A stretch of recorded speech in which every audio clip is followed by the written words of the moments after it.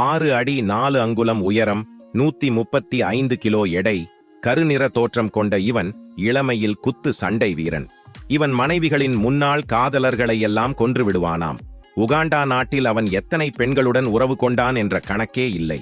ஒருமுறை அவனின் மனைவி இவனின் ரகசிய அறையை எப்படியாவது பார்க்க வேண்டும் என்று விரும்பி உள்ளே நுழைந்த போது பெரும் அதிர்ச்சிக்கு உள்ளானாள். அவன் காதலன் தலையை வெட்டி குளிர்சாதன பெட்டிக்குள் வைத்திருந்தான். நாட்டின் தலைநகர் கம்பலாவின் அரசு மருத்துவமனையில் அடிக்கடி சடலங்களின் உறுப்புகள் காணாமல் போவது சகஜம். இதுவரை இவனால் கொல்லப்பட்டவர்கள் எண்ணிக்கை 3 லட்சத்துக்கும் அதிகமாகும்.